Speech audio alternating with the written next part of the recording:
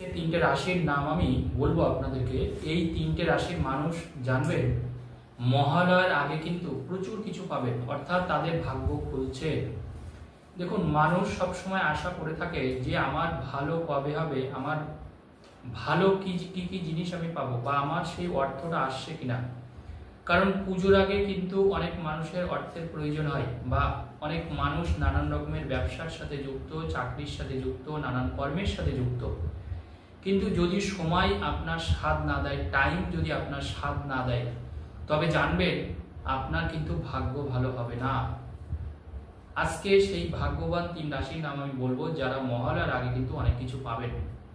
অনেক মানুষ আমি দেখেছি আছে যে তাদের সময় খারাপ, অনেক কিছুই তাদের কিন্তু খারাপ, বা জীবনে একটা সমস্যার মধ্যে দিয়ে পাস করছে, তারপরেও কিন্তু তারা কোনো না কোনো জ্যোতিষীর কাছে তারা যেতে চায় না। তারা দেখতে চায় যে আর কতদিন এরকম কষ্ট হবে, আর কতদিন।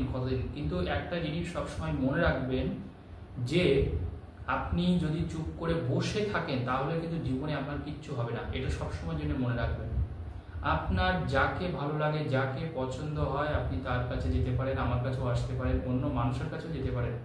কিন্তু মনে রাখবেন, সমস্যা যখন হবে সেই সমস্যাটা নিয়ে কখনো বসে থাকলে কিন্তু কখনো আপনি উপকার পাবেন না। কারণ একটা মানুষ যদি 55-60 বছর বয়সে সে যদি তার সমস্যায় পড়ে, সে যদি হরস্কোপ পুষ্টি দেখায়, তাহলে কি আলটিমেটলি কোনো লাভ আছে? কারণ দেখুন, একটা মানুষের ওঠার যে সময়টা, সেটা তো ধরুন 22-24 বছর থেকে 50-এর মধ্যে আপনাকে যা করার করে নিতে হবে। আপনাকে এতটা অর্থ করতে হবে, আপনাকে কাজটা এত পরিমাণ করতে হবে যে আপনি অন্তত আগামী 50 বছর বসে খেতে পারেন। কারণ জানবেন, এখন কিন্তু মানুষের আয়ুটাও কিন্তু অনেক কমে গেছে। এখান থেকে 50 বছর আগে আমরা দেখেছি 80 বছর, 90 বছর, 100 বছর কিন্তু মানুষ বাঁচত। এখন কলিযুগ। তো এখন কিন্তু মানুষের সত্যি কথা বলতে 60-70 বছর, 80 বছর মানে এখন একটা বিরাট ব্যাপার হয়ে গেছে। যদি কেউ 80 বছর বাঁচে তাহলে আমি বলবো সে খুব লাকি এখনো পর্যন্ত। কিন্তু আগামী দিনে কিন্তু যা মানুষের যা মানে পরিস্থিতি দেখা যাচ্ছে, যা বিভিন্ন যেভাবে রোগ ব্যাধি বাড়ছে, তাতে কিন্তু মানুষের অনেক আগে থেকে তার কর্মক্ষমতা অনেকটা হারিয়ে ফেলছে। আপনার যদি এনার্জি পাওয়ার ঠিক না থাকে, আপনার যদি কাজের শক্তি না থাকে, আপনি কাজটা করবেন কি করে? তাহলে আপনার মধ্যে সেই খিদে থাকতে হবে, সেই ইচ্ছা থাকতে হবে জীবনে কিছু করার। অর্থাৎ সমস্যা যাই হোক না কেন, আপনাকে কিন্তু সামনের দিকে এগিয়ে যেতে হবে। কিছু মানুষের, সকল মানুষের উদ্দেশ্যে আমার একটাই বার্তা। তার কারণ, মাঝখানে এক ক্লায়েন্টের সাথে আমার কথা হচ্ছিল, জানেন না, তা উনার বয়স হচ্ছে 58 বছর। আমাকে উনি দেখালো, উনার হরস্কোপ আমি প্রেডিকশন করলাম। তা ভদ্রলোককে আমি বললাম, উনি আজকে 10টা বছর কিন্তু কষ্ট করছে, 10টা বছর কষ্ট করছে, মানে একটা সমস্যা নিয়ে উনার 10টা বছর।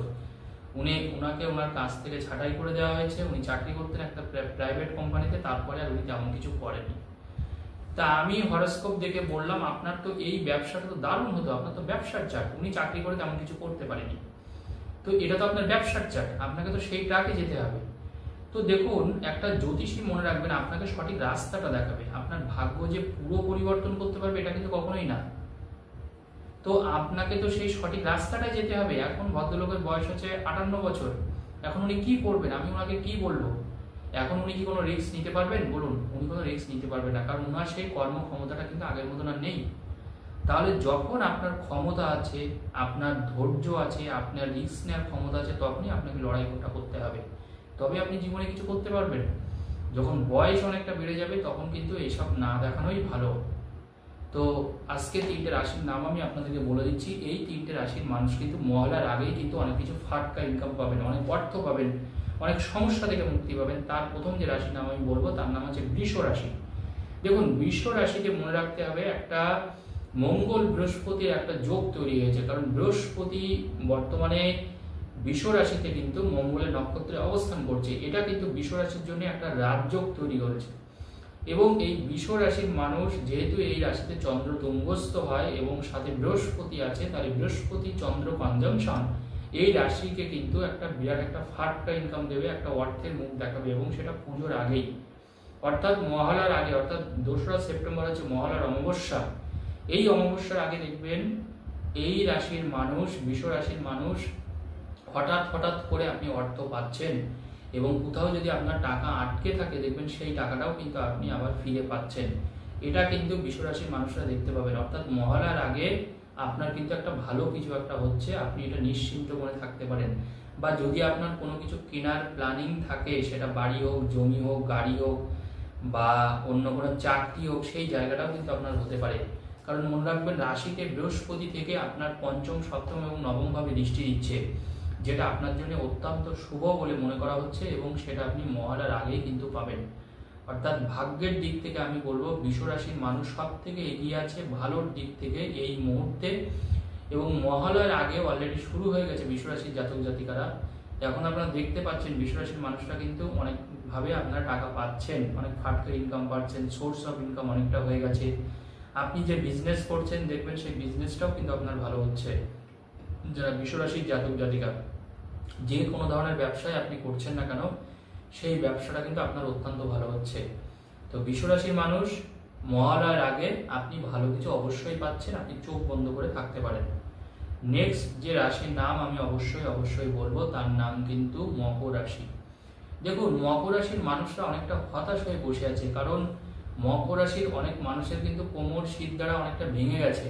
মানে কথাটা এরকম ভাবে নেবেন না আপনারা, জাস্ট আমি এমনি কথাটা বললাম। মানে এতটা কষ্ট মকর রাশির মানুষ পেয়েছে, তার কারণ মকর রাশির শনির সাড়ে সাথে চলেছে দীর্ঘদিন ধরে, এখনো চলছে শনির সাড়ে সাথে, কিন্তু শেষ পর্যায়ে চলছে আর জাস্ট কয়েকটা মাস। তো এই মকর রাশির মানুষের অনেক মানুষ একেবারে নিঃস্ব হয়ে গেছে।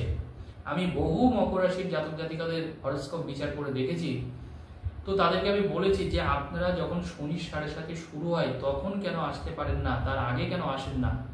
অনেক বেশিরভাগ মানুষের সমস্যাটা জানবেন যখন তারা সমস্যায় গাড্ডার মধ্যে পড়ে, তখন কিন্তু তারা পুষ্টিটা বিচার করে। তারা নিজের ভাগ্যটা জানে। নিজের ভাগ্য জানতে তো আর দোষের কিছু নেই, সেটা জানতে তো আপনারা লক্ষ লক্ষ টাকা খরচ করতে হচ্ছে না। তাই জানলে কি হয়, আপনার সুবিধাটা কি, বিপদ ঘটার আগে আপনি কোনো কিছু একটা করলেন, বিপদ ঘটে যাওয়ার পরে জানবেন আপনার প্রতিকার করার পরে, আপনার তো বিপদ চলছেই, তখন প্রতিকার করে কিন্তু খুব বেশি বেনিফিট আপনি পাবেন না। কিন্তু বিপদ হওয়ার আগে যদি আপনি সেটা করেন, তাহলে বিপদ কিন্তু আপনার 80% আটকানো যায়, এটা সবসময় মাথায় রাখবেন। আর বিপদ চলছে, সেই ক্ষেত্রে প্রতিকার করলে আপনার 50% আপনার লাভ হবে, অর্থাৎ বিপদ থেকে আপনি হাফ বাঁচবেন। তো এই যে মানুষের একটা জিনিস, তো অনেক সেই মকর রাশির মানুষ মানে শনির সাড়ে সাথে মাঝামাঝিতে তখন দেখানো শুরু করছে, যখন তাদের কাজ চলে গেছে, অনেকের বাড়ি বিক্রি হয়েছে, অনেকে প্রচুর টাকা ঋণ করে ফেলেছে, ব্যবসায় তাকে পার্টনার একদম পুরো তাকে ডুবিয়ে দিয়েছে, এই অবস্থায় সে দেখাচ্ছে। তো এই জায়গাটা হচ্ছে মানুষের খুব খারাপ জিনিস। আপনার যাকে বিশ্বাস হয়, যাকে ভালো বলে মনে হয়, যাকে ভরসা হয়, আপনি তাকেই দেখান, কাউকে না কাউকে দেখান, কিন্তু এইগুলোকে ফেলে রাখবেন না।